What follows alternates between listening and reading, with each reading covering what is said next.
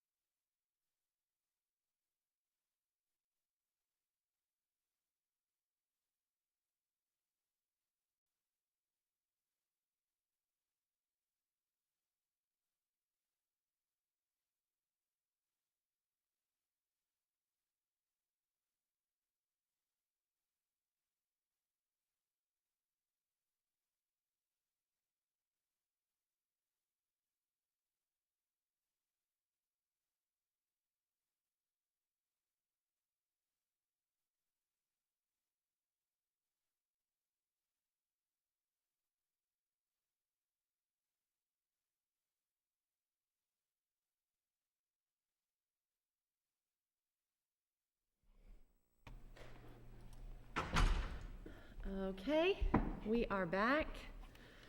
Moving on with our agenda, the next item that we have is recognition of achievement. Ms. Gibson, to the podium. Good morning, Madam Chair and members of the board, Dr. Faust. The following are the organizations, schools, teachers, and students who we feel honored to recognize today.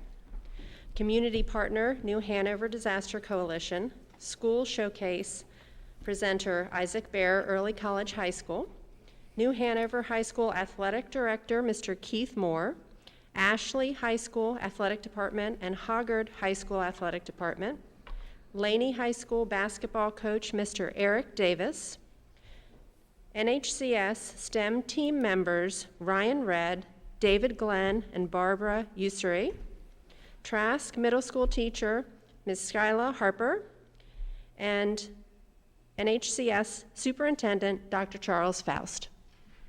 Thank you.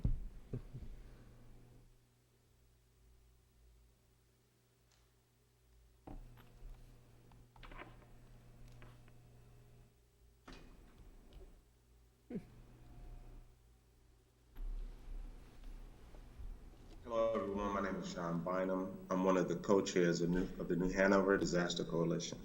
We are also known as New Hanover County Long-Term Recovery. I would like to begin by letting you know who we are, telling you about our mission and vision. We are an inclusive and diverse coalition of community members, faith groups, nonprofits, and members of the public dedicated to the readiness, relief, and recovery of all New Hanover County residents affected by disaster. Our mission is simple. It is to connect residents with the resources that aid in disaster readiness, response, and recovery. Our vision is to be a community that emerges from disaster stronger than before with greater compassion, courage, and unity. Our process is considered the long-term recovery process. It begins with preparedness, a response to disaster, recovering from disaster, and mitigation of losses and risk management. Long-term resiliency and sustainability is the goal, and as you can see on the slide, it is ongoing. We work with our nonprofits, our faith-based, and government partners to help our residents in New Hanover County recover from a disaster and to be stronger than they were before. The purpose of the coalition is to ensure the effective and timely assistance is given to our residents without duplicating efforts across partners. That's why we believe the coalition is extremely important in our county. Our main stakeholders for the coalition are our community members, our parents, our students. Regardless of who you are and where you live in the county, you are a valuable stakeholder for our coalition. Also the city of Wilmington, nonprofits, faith-based communities within our county. They are all partners. They are all our constituents. The long-term recovery group is comprised of Operation Council. And as you can see on the slide, our councils are comprised of subcommittees that are co-chaired by leaders. There's one update to the slide that I would like to make. Our Communication and Advocacy Committee is no longer co-chaired by Jonathan Conrad and Kate Oslager. Oslager is the chair of the committee, and Jonathan Conrad has vacated that co-chair position to be the co-chair of our coalition. Here are a few questions that I would like to answer about the Operation Council. What is the New Hanover Disaster Coalition Operation Council? Operation Council is a volunteer representation of the co-chairs of the committees and a task force. And each subcommittee is comprised of volunteers who are there to serve and bring their expertise to make sure that we are doing our best to recover well and to get the necessary resources out to the residents who need it most and need it promptly. So what do we work on? What does the OC work on? They meet as needed to coordinate efforts between committees and make policy recommendations to the board. An example would be an unmet need case, and I will describe a little bit later on in this presentation. And that unmet needs case may need donation, resources, and construction assistance. And within the Operation Council, we coalesce all of our efforts and gather our resources to make sure that we're serving the individual or the individuals that needed the most. And many times, these are families that are in need, that are comprised of New Hanover County. So how are we serving our community during COVID-19? We're providing resources such as legal aid, case management, community partnerships, rebuilds and repairs. We have been distributing masks to our community members and will continue to distribute masks. We will be distributing 14,000 masks to New Hanover County schools. We will continue to distribute masks to community members. We have built and distributed supply kits. Those supply kits contain household items such as Clorox, hand sanitizer, wipes, and other cleaning supplies that many of our community members do not have the resources to go get, or may not even be able to afford or have their transportation to go out on their own and collect these resources. So many people volunteer to make sure that they are distributed, and many make donations so we can go out and continue to purchase the supplies that are needed to make sure that every member, to the best of our ability in our community, have the resources that are needed to recover from a disaster. We are providing spiritual and emotional needs as well. So if you would like to get involved, if you have the capacity, contact us at info@newhanoverdisastercoalition.org and let us know that you would love to be a part of our coalition. Again, I would like to dig a little bit deeper into case management and to discuss unmet needs. It is open to be vetted by our case managers. And then you must submit an unmet needs packet. So if you have an unmet need request, go to NewHanoverDisasterCoalition.org/case management. You see the link on the screen. And download the unmet needs request packet, complete it, and resubmit it in its entirety. And if part of your unmet needs request is including repairs, please get the quotes. Or if it's involving rental assistance, we need to see the lease or invoice of the damage or whatever it is that you're requesting help with. And any documentation that will show the amount requested is of great importance. That way we can quickly process the request, and if it is approved, begin to meet that request and get the resources out and potentially begin the repairs as soon as possible. The packet must be submitted by 2 p.m. on the second Friday of the month. You submit the packet to emily.hart@raldioc.org and Tony, Toni, @supporttheport.com. We're able to present the case. We meet monthly on the third Monday of the month at 10 a.m. to discuss the unmet need cases and the prioritization of each case. There's more information on the screen.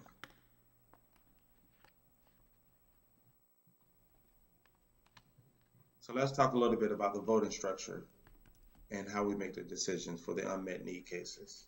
For requests that is below the $2,000 cap amount, the committee requires a consensus. The options could be to table the request, to approve, or deny it. For requests over $2,000, co-chairs present the case, co-chairs of that committee present the case to the coalition co-chairs and the fiscal agent for additional funding. This can be done via email or telephone, and we must have a consensus vote in order to move forward with the unmet needs requirement. And for emergency requests, The coalition director presents the case to the committee co-chairs and the coalition co-chairs and the fiscal agent. And again, this can be done via email or telephone, and it requires a consensus vote in order to move forward with the unmet needs requirement. And generally, this process happens very quickly because once we get it in our emails or once we are made aware of the unmet need requirement or request, we do our best to act promptly.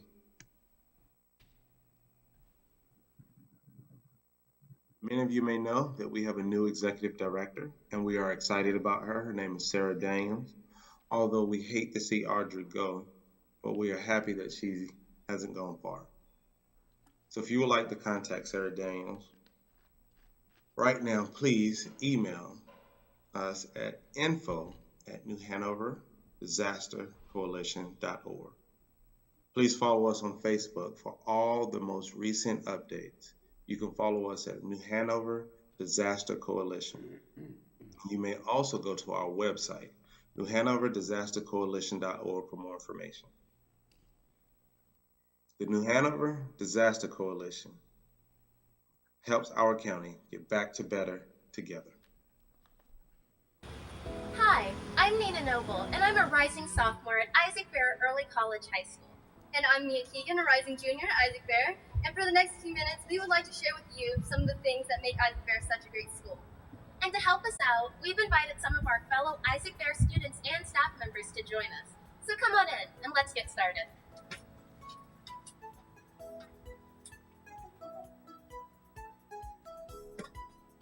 The Early College High School initiative began in 2002 through funding by the Bill and Melinda Gates Foundation. Founded in 2006, Isaac Bear Early College High School is one of over 130 early colleges in North Carolina. While the vast majority of North Carolina early colleges are aligned with community colleges, Isaac Bear partners with the University of North Carolina at Wilmington, and it is one of only 11 early colleges associated with the four-year universities of the UNC system. In Salas, I'm going to be a rising junior next year, and the UNCW's classes that I will be taking will be Calculus, American History, Graduation Project, and UV. What makes Isaac Bear special to me would have to be, even though it is very cliche, the little community or family that we have here. Everyone here is extremely busy in everything, task, homework, and studying, but we always find the time to try to help each other.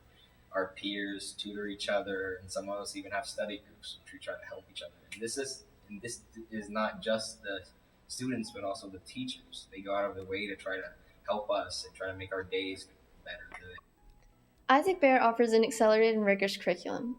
During the 9th and 10th grade years, students complete all the coursework needed to meet all high school graduation requirements set forth by the North Carolina Department of Public Instruction. During the fall of the 11th grade year, Isaac Bear students begin taking courses at UNCW full-time. By the time they graduate at the end of their 12th grade year, our students have the opportunity to earn up to 2 years of transferable college credits. To handle the rigors of the coursework at both Isaac Bear and UNCW, it takes a truly dedicated student.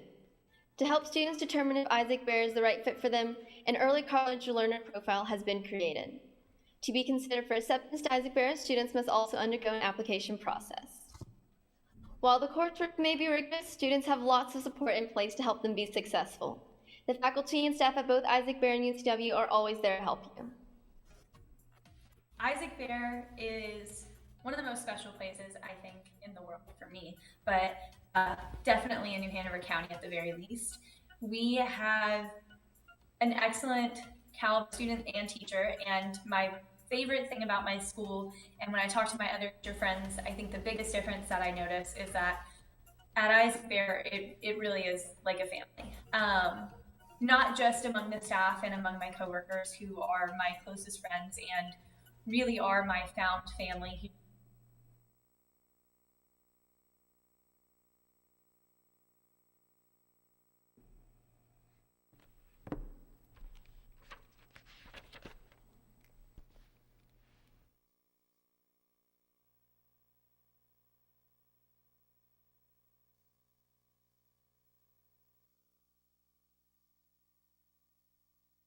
Wonderful, and I'm one of the very lucky people that gets to look forward to coming to work every day. And I think every ninth grader who walks in the doors of Isaac Bear has the potential to go so far and do so many amazing things, which all students do. But I think Isaac Bear really helps foster that creativity, and our class sizes and our student-teacher ratio and the close relationships that are formed in this building are what allow students to be so successful and to feel like they have a place where they're loved and supported and that they can come back to and still have that uplifting atmosphere even after they've graduated.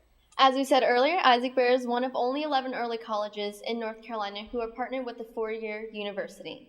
And it is this partnership with UNCW that makes the learning experiences at Isaac Bear so special. But the classroom is not the only place you learn in while an Isaac Bear student. During your 9th and 10th grade years, you will have the opportunity to visit another college campus in North Carolina. For example, the freshman class visited UNC Pembroke, and the sophomore class visited Fayetteville State University. Another huge part of the learning process at Isaac Bear is community involvement. All students are required to earn 200 hours of volunteer community service by the end of their 12th grade year. Unlike traditional high schools, Isaac Bear does not field athletic teams, but we do have lots of clubs and several academic teams that compete at the state and national levels. Did you know that every New Hanover County school there's artwork created by a former Isaac Bear student?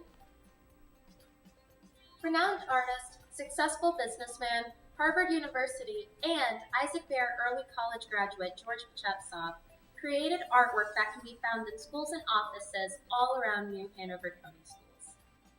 Thank you for allowing us to share with you some of the great things that are happening at Isaac Bear. And please come by for a visit sometime. We would love for you to see our school in person.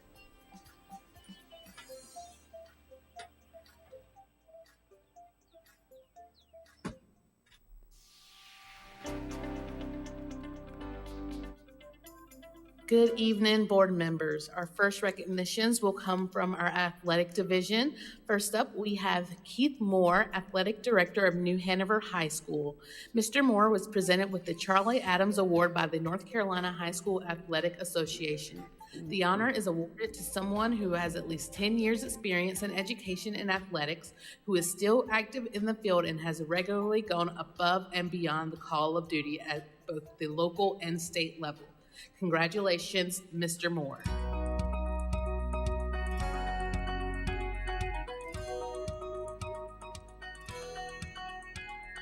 The Charlie Adams Distinguished Service Award is given annually each year in memory and in honor of Charlie Adams, who was the executive director from 1984 to 2010 with the High School Athletic Association. It's given for work with student athletes and coaches with the High School Athletic Association and everything with athletics. It all started, I started in my career coaching and teaching in 1988 here in New Hanover County. Graduate of New Hanover High School. I was honored and humbled to be chosen. But I think just on the daily teachings and lessons with the kids and coaches and just people in general, if you always do your best and try hard and have good work ethic, and at the end of the day you can say, well, okay, I did everything I could today, and just kind of have that frame of mind that every day's got to be, how can I move forward today and touch somebody's life so that not only in the moment, but so that it's something that later on they'll say, oh, I remember when this happened, or I remember when this occurred, or I remember Coach Moore saying this or doing this or blah, blah, blah. So it's just on a daily basis trying to be a role model for not only the student athletes, but my own coaches. I try to live by what I tell them. I try to follow that and set the example.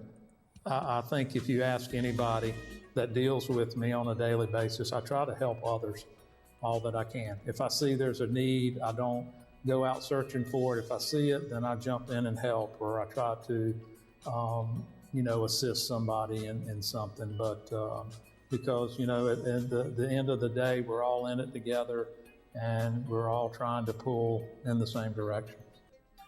Congratulations to the Ashley High School Athletic Department.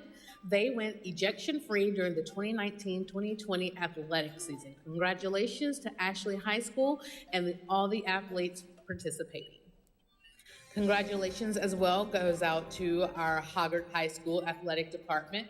Their athletes as well went ejection-free during the 2019-2020 school season. So congratulations, Viking athletes. Our final athletic recognition goes to Coach Eric Davis, who is the high school basketball coach for the Laney Buccaneers men's team. Coach Davis has been named the head coach for the East team for the East-West All-Star basketball game set to be played during the summer of 2021. Congratulations, Coach Davis. Congratulations to the New Hanover County Schools STEM team. The STEM team was awarded the New Hanover County 4-H Partnership Award. Ryan Redd, David Glenn, and Barbara Ushery have been instrumental in the success of 4-H programming in schools. New Hanover County 4-H recognizes individuals who have created a positive extension image through leadership and citizenship as it relates to the development of 4-H. Next up, we would like to recognize Ms. Skyla Harper, middle school teacher at Trask. Ms. Harper will represent New Hanover County Schools in the NCDPI and NCCAT Beginning Teacher of the Year Award this year. We wish her the best of luck.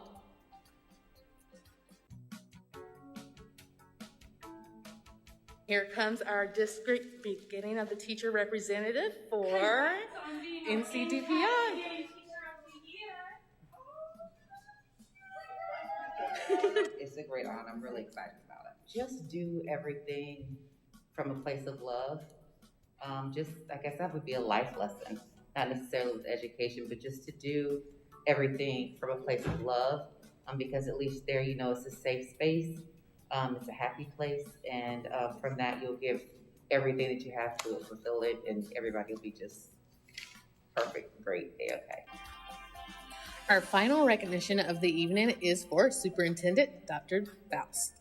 Dr. Faust has been selected as a member of the 2020 Wilmington Biz 100, which is an annual business journal program to recognize the top 100 power players, influencers, innovators, connectors, and rising stars impacting southeastern North Carolina's business landscape. Congratulations, Dr. Faust, and all of our recognitions of the evening. Thank you very much for those list of recommendations, and congratulations, Dr. Faust. Top 100, not bad. All right, we expect that we'll see you on that list every year, I'm sure. All right, moving along. Oops, I'm sorry. Just tripped up my computer. The next item that we have on our agenda, we are moving into new business. And the first item is a recommendation for Board of Education member. As you know, Mr. Bill Rivenbark will be leaving us to take a seat on the County Commission.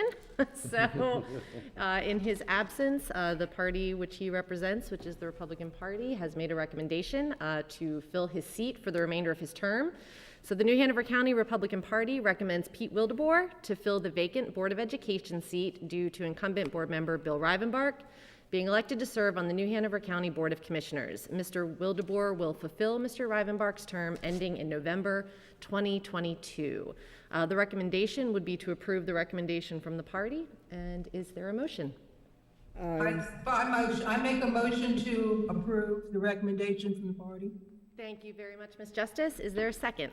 I second the motion. I congratulate Mr. Wildeboer on his nomination, and I look forward to working with him. Fantastic. All right, is there any discussion? No, wouldn't that end me right now? No, this is just to approve the recommendation. You can't leave. You are here for the rest of the day, sir. You're not getting out that easy. But there is a motion and a second to approve the recommendation of Peter Wildeboer to fill the seat. Any discussion?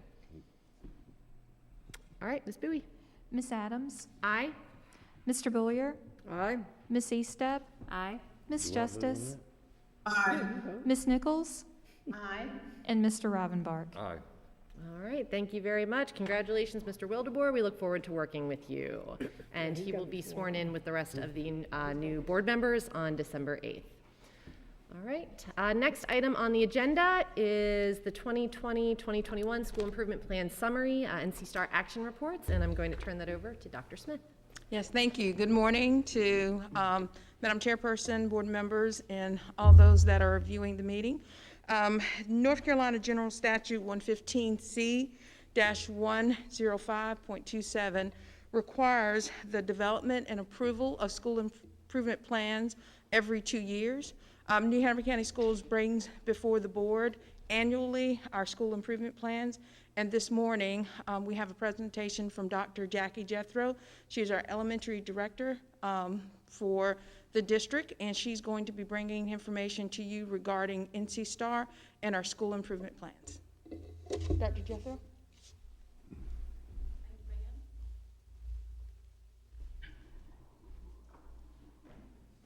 Good morning, everybody. I was afraid I was going to say good evening because I'm so used to being here at night.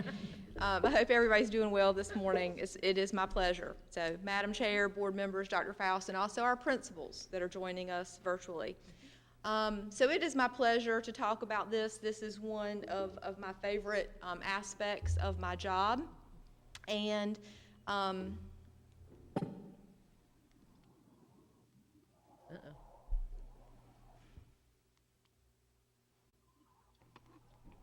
doesn't like me.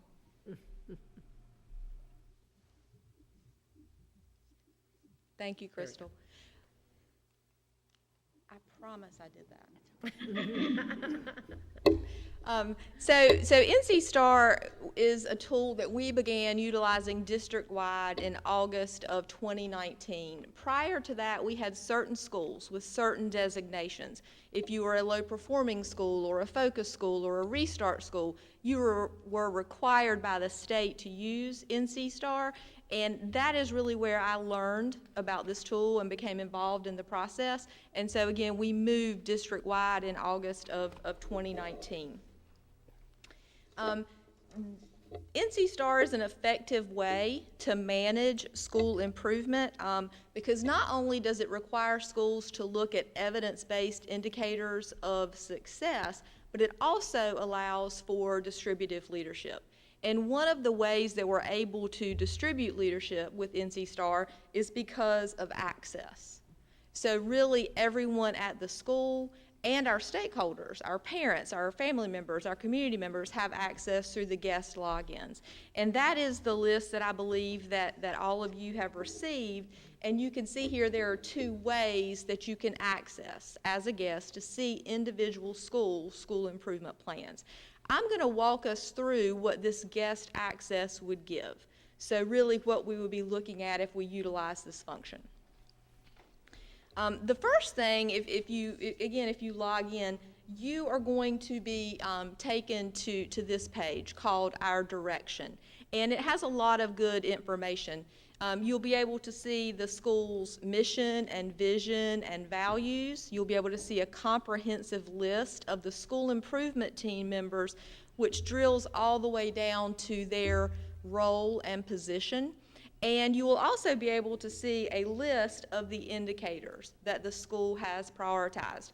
Now, I took this as a snapshot, so I'm using Forest Hills as my example today. This is not an exhaustive list of the indicators that Forest Hills has prioritized. You would be able to actually scroll down and see their indicators all the way back to 2016 when they began to utilize NC STAR. I will make mention here, and you guys can see there are little links beside those indicators. Another reason that this tool is so effective is that principals and teams are able to click on videos and they're able to click on Wise Ways and actually see a video snippet of a school team putting this practice into place. Or look at the Wise Ways and look at the research related to this indicator. So it really makes it a one-stop shop. Following the tabs, the little colored tabs, and that will be my agenda and how I talk through this today, you would also, through guest access, be able to look at the school's summary report. And this also has a lot of great information. Just looking at the first column, you can see at a glance the school's demographics, their staff composition, and metrics on their leadership team meetings, coaching comments that they have received either from us as the district or from the North Carolina Department of Public Instruction. And again, you can see the numbers of indicators that they have prioritized. The second column, you can see the strategies that they have put into place, the last time that they submitted or archived their plan with the state, and then a table of indicator progress.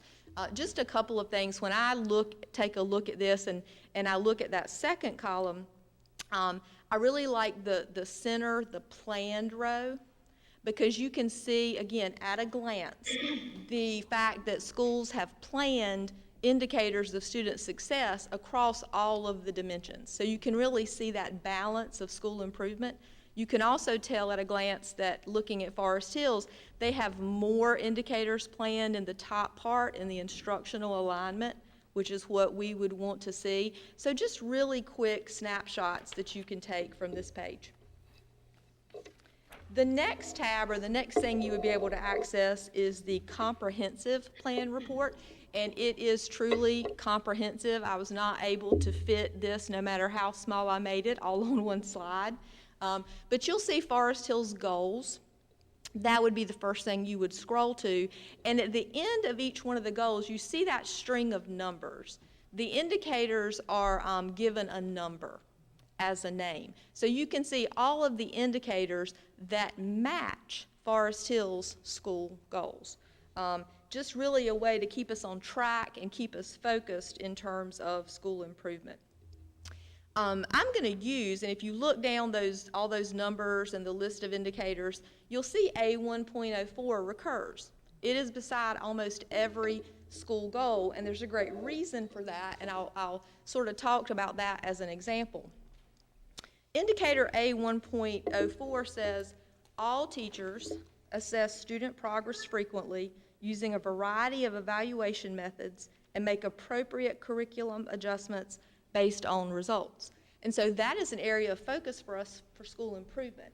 That is all about short cycle assessment. It is all about looking at student data to decide what to do next instructionally. And so it certainly does support all of the school's goals. But the first thing that a school would be able to do, and you would see in this comprehensive section, is for them to make an initial assessment. What does this indicator look like right now in our school? It is so hard to talk in these. Favorite thing to talk about, but hard to talk in the mask. So what does this indicator look like right now in our school? And so you can see in reverse order, they have assessed this work in their building currently. Then what would this indicator look like at full implementation? So if it were consistent and pervasive, what would this look like in our building, and really gives the school an opportunity to work or plan backwards in terms of achieving this goal. And then the series of action steps. How are we going to get there? And you'll notice over in the smaller columns that people are assigned to those action steps, and target dates are assigned to those action steps. So we're really paying attention to the work, and we're monitoring it as we go along.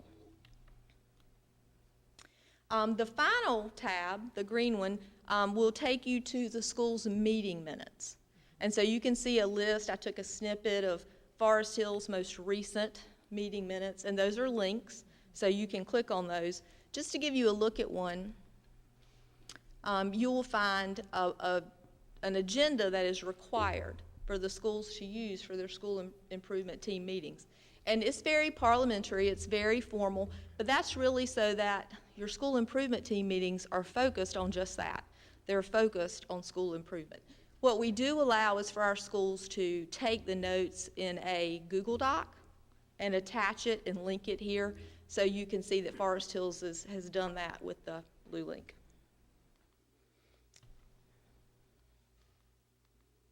I've provided for you all as resources links to the 12 key indicators. Those are the indicators that we ask schools to assess first, especially if there is no evidence of these things in their school, to begin work on the 12 key indicators and make that a priority. However, there are 130 indicators of student success. We do not ask our schools to work on all 130, that would be too much. We ask them to prioritize 3 to 5 indicators that are personal to the needs of their school. And then in addition to that, this year we have started to advise indicators. So we have 2, a 1.03 and a 1.04, and they are about instructional rounds and short cycle assessments, respectively. And we have supported schools in building action steps for those indicators. So they would have anywhere from 5 to 7 indicators that are really part of school improvement and their body of work.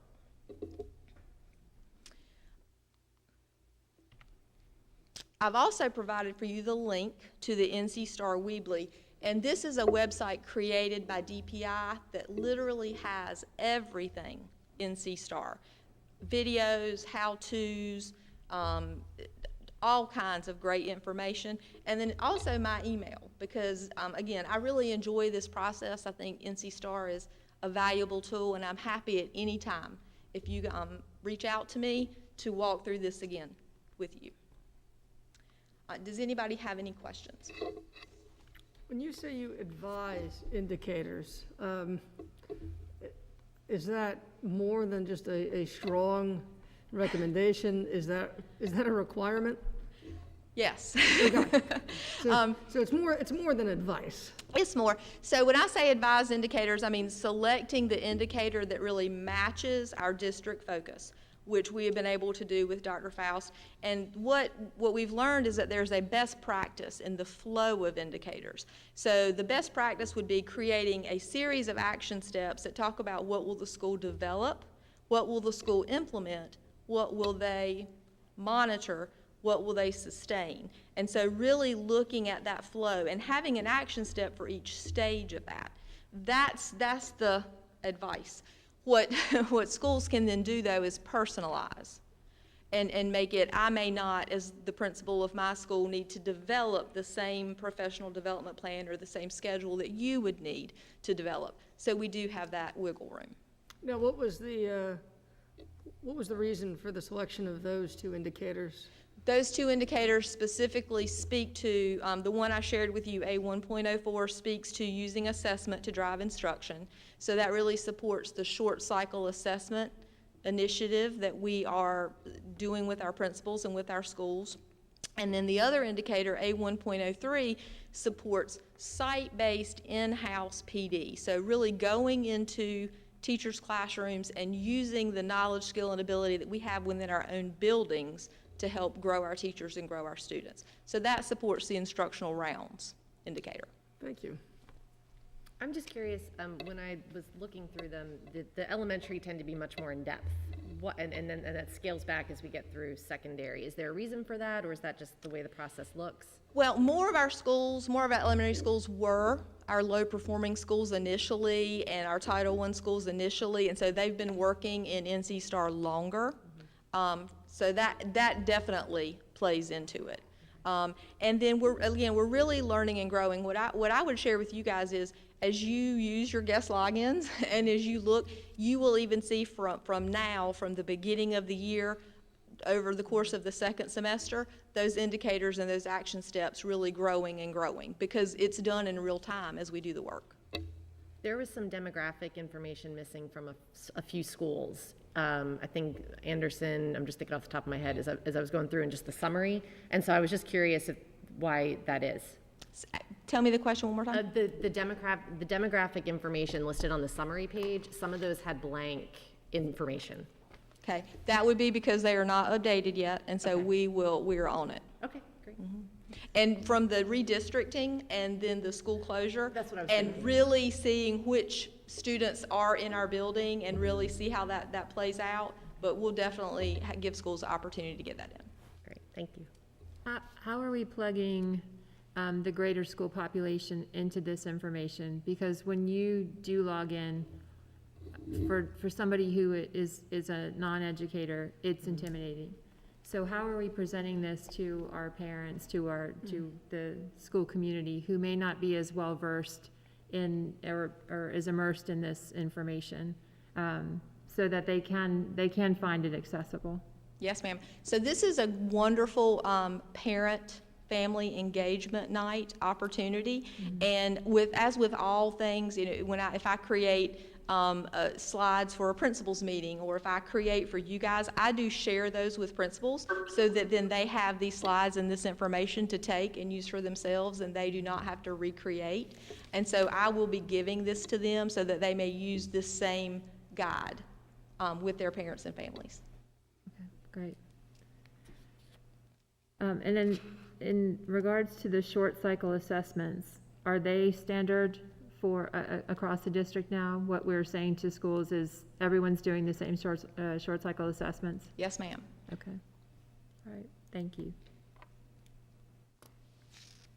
Anyone else on the line have any questions or comments? I saw a lot of creativity, from like wellness focus to sunshine clubs to parent book clubs. I mean, there's some really great things going on in our schools, and I appreciate, that you've taken the time to explain how NC Star works. And, for everyone in our community, we encourage them, if you want to know what's going on in your child's school, this is a great opportunity to see what everyone's working towards. Thank you. I agree. I appreciate y'all so much. Thank you. Thank you. Thank you. Happy Thanksgiving. Yes. All right, so the recommendation for this item is to approve the 2020-2021 school improvement plans. Is there a motion? I move to approve the plans. Mr. Bollier? Thank you, Mr. Bollier. Is there a second? Second. Thank you, Mr. Rivenbark. Any other discussion? Okay, Mr. Bowie? Ms. Adams? Aye. Mr. Bollier? Aye. Ms. Eastep? Aye. Ms. Justice? Aye. Ms. Nichols? Aye. And Mr. Rivenbark? Aye. All right, motion passes. The school improvement plans are approved. Great, thank you. Next item on the agenda is year-to-date county transfer summary. Mary Hazel Small. How are you? I am requesting your approval today of our year-to-date transfers. This is something new we haven't done in the past, but this year when the county appropriation was approved, they approved it at the purpose function level. So of our beginning budget resolution, we determined exactly how we were using the county funds by purpose. And so if we change any of those line items by more than 10%, we need to send it back to them. And so some of these transfers you had already approved, but we have reached the cumulative where a couple of the purposes hit that 10% mark. And so there's a summary that is attached for you. The first item, which I think came to you last month, was where we had a beginning budget error. So it really isn't a change, but we had overstated school-based support where it should have been instructional services. So that's one of the items. And then the other has to do with just with rearranging our money for our COVID response. We decided to move some of the child nutrition expenses that we had been funding locally to supplement back to the child nutrition fund. And so we repurposed those funds to help support our learning lab cost, and we also moved some funds from sub-cost there as well.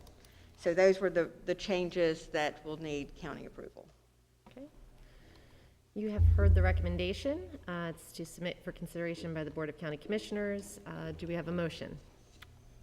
So moved. Second. First and a second. Any discussion? Ms. Bowie? Aye. Aye. Ms. Eastep? Aye. Ms. Justice? Aye. Ms. Nichols? Aye. And Mr. Rivenbark? Aye. All right, motion passes, and I believe we are keeping you up here for the next agenda item, budget amendments. These are amendments related to state and general fund, and normally we wouldn't bring amendments to a mid-month meeting, but because we were waiting on the state to allocate the rest of the coronavirus relief funds, we wanted to go ahead and get money budgeted as quickly as possible because we only have it till the end of December.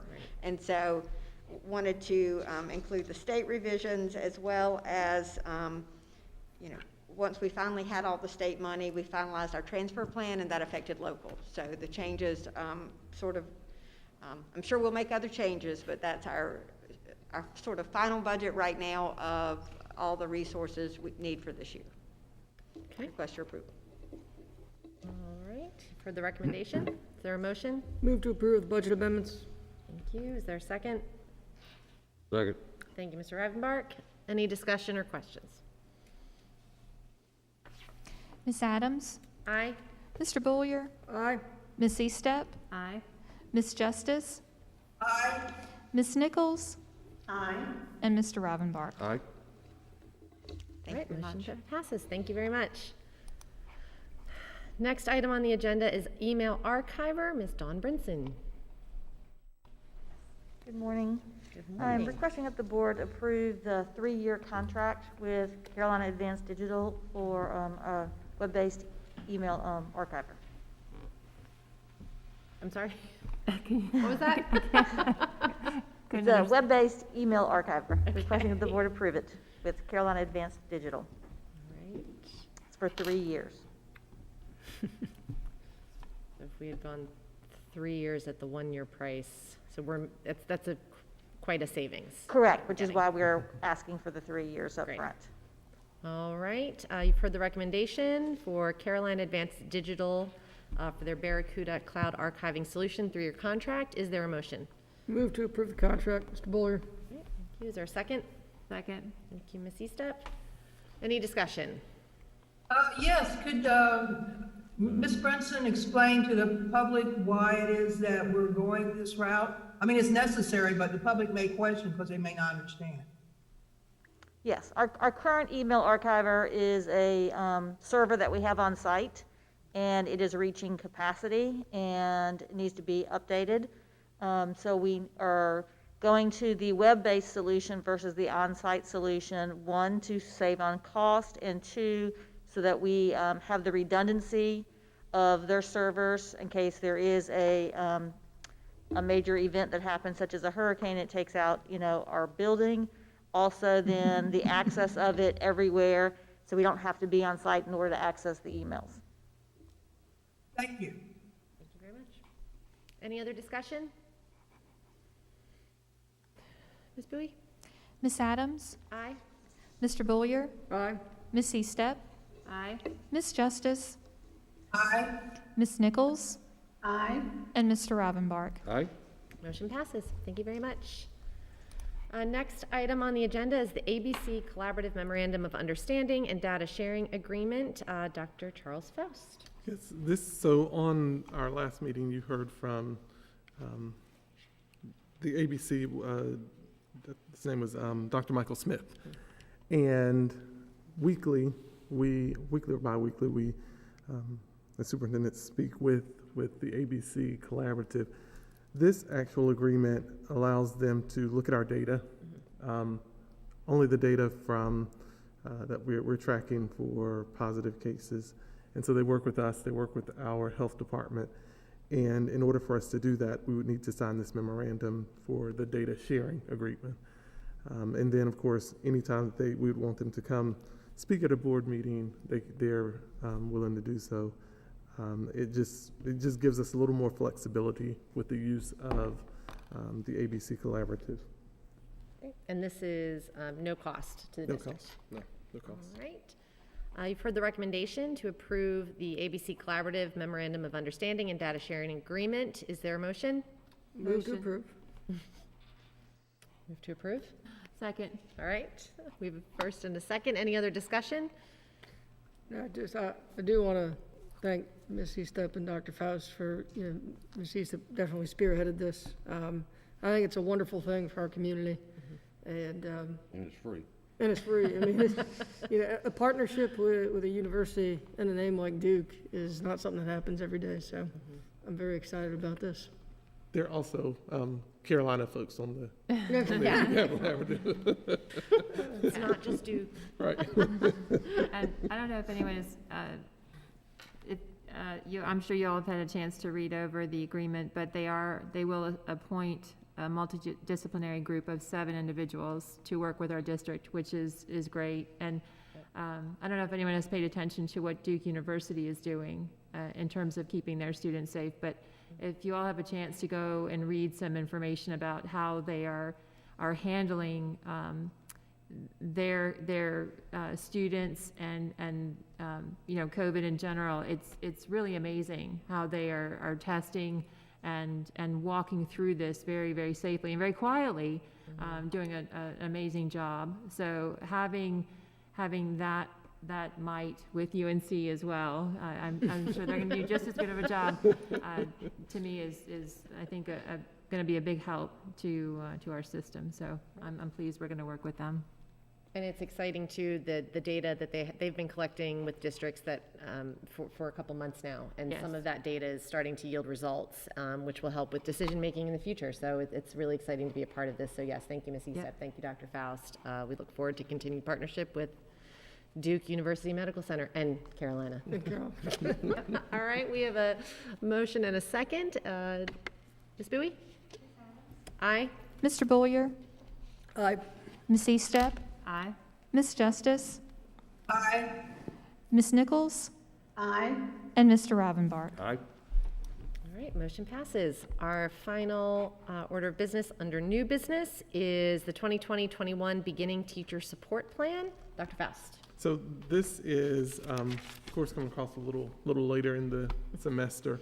This is the district plan that just highlights the mentor beginning teachers orientation, assignment of teacher mentors, and for the first, second year. So we call those our BTs, beginning teachers, and the professional development that actually goes along with it. So we just need the board to recommend Yes. that you've heard the recommendation to approve the beginning teacher support plan for 2020-21. Is there a motion? Move to approve. Okay, thank you, Mr. Bollier. A second? Second. Thank you, Ms. Estep. Any other discussion? Okay. Ms. Adams? Aye. Mr. Boyer? Aye. Ms. Estep? Aye. Ms. Justice? Aye. Ms. Nichols? Aye. And Mr. Ravenbark. Aye. All right, motion passes. And I would just like to say our beginning teachers support team is fabulous, and we do have a wonderful program. So thank you to our beginning teacher supports and all of the mentors across the county. So, all right. Next item is announcements. If it will load for me. Okay. For announcements today, we have the state v. Abram Melchor, 18 CRS 059504. In March 2020, the New Hanover County Board of Education received the proceeds of a $1,000 bond forfeiture in this matter. Melchor, the defendant, was taken into custody by ICE after the surety posted the bond, but before the defendant was released from jail. He was subsequently called and failed while in ICE custody. After the surety paid the $1,000 bond to the board, the North Carolina Court of Appeals overturned a similar judgment in State v. Lemus from Granville County. Following the ruling in Lemus, the surety sought to revisit the bond forfeiture payment to the board.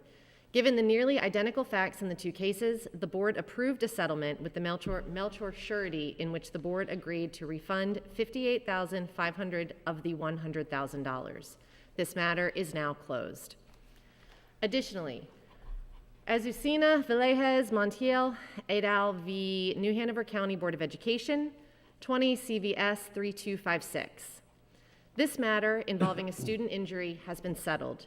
The New Hanover County Board of Education's insurer agreed to pay plaintiffs a total of $65,000 in exchange for a full dismissal of all claims. The Board of Education does not admit the plaintiff's allegations or any wrongdoing, and the board's insurer has settled this matter to avoid the time and expense of further litigation. A copy of the settlement agreement and court approval would be maintained in the board's records. This information is for information only. All right, any other announcements anyone like to share? No? I would like to wish everybody a happy Thanksgiving and recognize the incredible efforts of the people who are leaving. It's been an honor to serve with you all, and I really do appreciate what you've done for the county. You definitely left the school system in a far better place than you found it through initiatives like CTEC, the EDI committee, the Title IX committee, hiring a new superintendent. It's been an incredible 2 years. So I just want to thank everybody. Thank you very much. And yes, wishing everyone a very happy Thanksgiving. If you are traveling far and wide, please be cautious. Please wear your masks. Please be smart and do your 3 W's, wash your hands. We want to get our kids back in school. And the only way we are going to be able to do that is if we are being responsible. So please have a safe and happy Thanksgiving. Mr. Ravenbark, is this your last meeting? Thank you for everything you did while you were on the board, and we can't wait to see what you're going to do on the county commission. So It'll work out real good. Yep. Thank you so much for your service, Mr. Rivenbark. No problem. It's been a joy. All right. Okay, last item on the agenda, adjournment. Do we have a motion? Go now. Would you like to? the honors. Yeah, somebody. Move to adjourn. Move to adjourn. Thank you, Mr. Rivenbark. Do we have a second? Second. All right. Thank you, Ms. Eastep. Ms. Bowie? Ms. Adams? Aye. Mr. Bullier? Aye. Ms. Eastep? Aye. Ms. Justice?